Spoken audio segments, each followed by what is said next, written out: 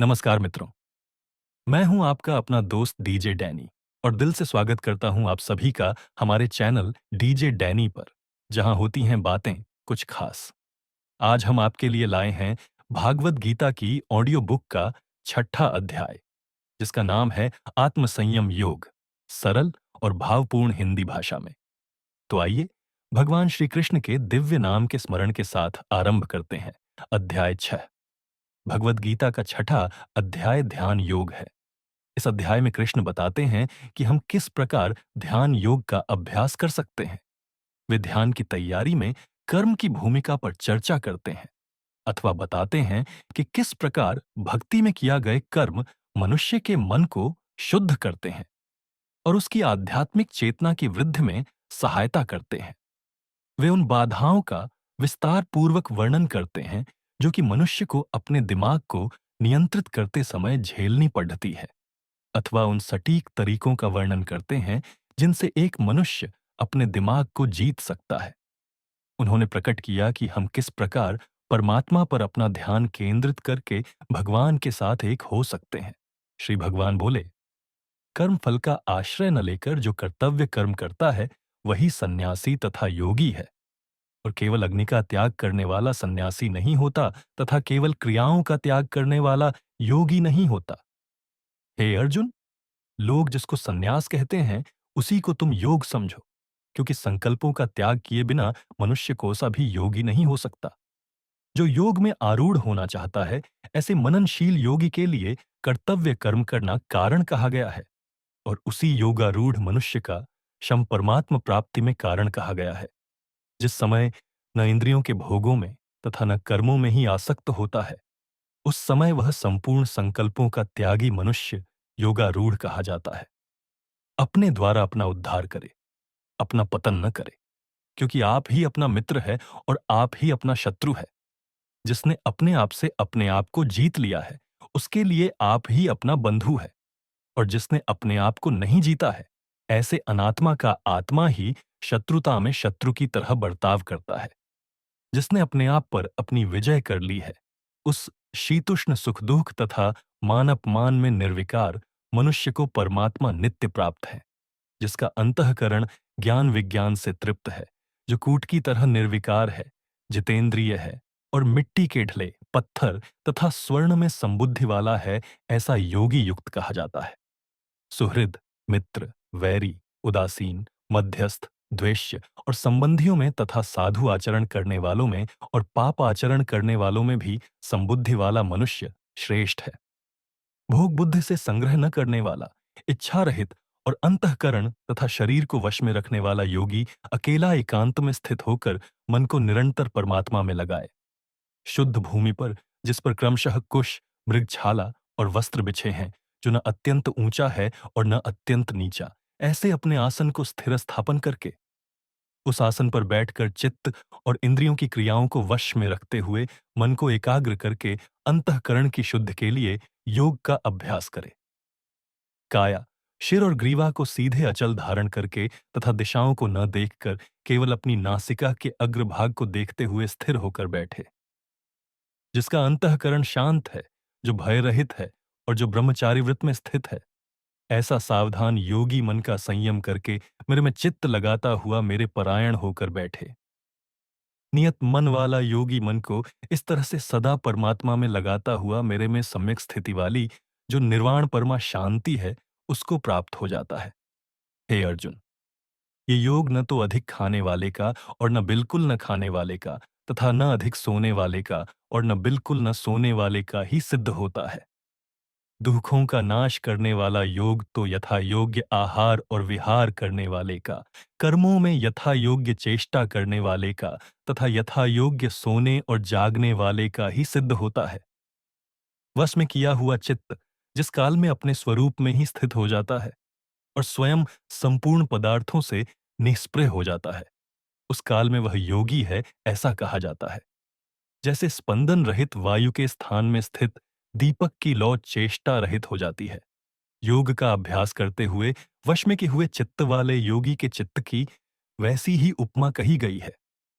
योग का सेवन करने से जिस अवस्था में निरुद्ध चित्त उपराम हो जाता है, तथा जिस अवस्था में स्वयं अपने आप से अपने आप को देखता हुआ अपने आप में ही संतुष्ट हो जाता है। जो सुख आत्यंतिक, अतीन्द्रिय और बुद्धिग्राह्य है, उस सुख का जिस अवस्था में अनुभव करता है और जिस सुख में स्थित हुआ, यह ध्यान योगी फिर कभी तत्व से विचलित नहीं होता। जिस लाभ की प्राप्ति होने पर उससे अधिक कोई दूसरा लाभ उसके मानने में भी नहीं आता और जिसमें स्थित होने पर वह बड़े भारी दुख से भी विचलित नहीं किया जा सकता। जिसमें दुखों के संयोग का ही वियोग है, उसी को योग नाम से जानना चाहिए। उस ध्यान योग का अभ्यास न उकताए हुए चित्त से निश्चय पूर्वक करना चाहिए। संकल्प से उत्पन्न होने वाली संपूर्ण कामनाओं का सर्वथा त्याग करके और मन से ही इंद्रिय समूह को सभी ओर से हटाकर धैर्य युक्त बुद्धि के द्वारा संसार से धीरे धीरे उपराम हो जाए और परमात्मा स्वरूप में मन को सम्यक प्रकार से स्थापन करके फिर कुछ भी चिंतन न करे। यह स्थिर और चंचल मन जहां जहां विचरण करता है, वहां वहां से हटाकर इसको एक परमात्मा में ही लगाए, जिसके सब पाप नष्ट हो गए हैं, जिसका रजोगुण तथा मन सर्वथा शांत हो गया है। ऐसे इस ब्रह्म स्वरूप योगी को निश्चित ही उत्तम सुख प्राप्त होता है। इस प्रकार अपने आप को सदा परमात्मा में लगाता हुआ पाप रहित योगी सुखपूर्वक ब्रह्म प्राप्ति रूप अत्यंत सुख को प्राप्त हो जाता है। सब जगह अपने स्वरूप को देखने वाला और ध्यान योग से युक्त अंतःकरण वाला योगा अपने स्वरूप को संपूर्ण प्राणियों में स्थित देखता है और संपूर्ण प्राणियों को अपने स्वरूप में देखता है। जो सब में मुझे देखता है और सबको मुझ में देखता है, उसके लिए मैं अदृश्य नहीं होता और वह मेरे लिए अदृश्य नहीं होता। मेरे में एक ही भाव से स्थित हुआ जो योगी संपूर्ण प्राणियों में स्थित मेरा भजन करता है, वह सब कुछ बर्ताव करता हुआ भी मेरे में ही बर्ताव कर रहा है, अर्थात वह सर्वथा मेरे में ही स्थित है। हे अर्जुन, जो अपने शरीर की उपमा से सब जगह अपने को समान देखता है और सुख अथवा दुख को भी समान देखता है, वह परम योगी माना गया है। अर्जुन बोले, हे मधुसूदन, आपने समतापूर्वक जो यह योग कहा है, मन की चंचलता के कारण मैं इस योग की स्थिर स्थिति नहीं देखता हूं, क्योंकि हे कृष्ण, मन बड़ा ही चंचल, प्रमत्नशील, दृढ़ और बलवान है। उसका निग्रह करना मैं वायु की तरह अत्यंत कठिन मानता हूं।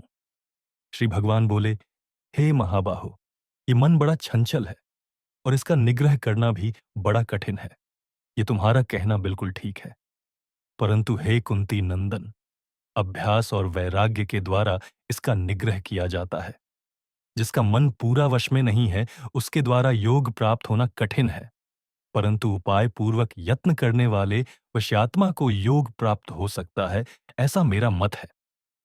अर्जुन बोले, हे कृष्ण, जिसकी साधन में श्रद्धा है पर जिसका प्रयत्न शिथिल है, वह अंत समय में अगर योग से विचलित मना हो जाए तो वह योग सिद्धि को प्राप्त न करके किस गति को चला जाता है। हे महाबाहो, संसार के आश्रय से रहित और परमात्मा प्राप्ति के मार्ग में मोहित अर्थात विचलित, इस तरह दोनों ओर से भ्रष्ट हुआ साधक क्या छिन्न भिन्न बादल की तरह नष्ट तो नहीं हो जाता? हे कृष्ण, मेरे इस संदेह का सर्वथा छेदन करने के लिए आप ही योग्य हैं, क्योंकि इस संशय का छेदन करने वाला आपके सिवाय दूसरा कोई हो नहीं सकता। श्री भगवान बोले, हे पृथानंदन, उसका न तो इस लोक में और न परलोक में ही विनाश होता है, क्योंकि हे प्यारे, कल्याणकारी काम करने वाला कोई भी मनुष्य दुर्गति को प्राप्त नहीं जाता। वह योग भ्रष्ट पुण्य कर्म करने वालों के लोकों को प्राप्त होकर और वहां बहुत वर्षों तक रहकर फिर यहां शुद्ध श्रीमानों के घर में जन्म लेता है, अथवा योग भ्रष्ट ज्ञानवान योगियों के कुल में ही जन्म लेता है। इस प्रकार का जो यह जन्म है, यह संसार में बहुत ही दुर्लभ है। हे कुरुनंदन, वहां पर उसको पूर्व जन्मकृत साधन संपत्ति अनायास ही प्राप्त हो जाती है। फिर उससे वह साधन की सिद्ध के विषय में पुनः विशेषता से यत्न करता है, तो भोगों के परवश होता हुआ भी पूर्व जन्म किए हुए अभ्यास के कारण ही परमात्मा की तरफ खींच जाता है, क्योंकि योग का जिज्ञासु भी वेदों में कहे हुए काम कर्मों का अतिक्रमण कर जाता है।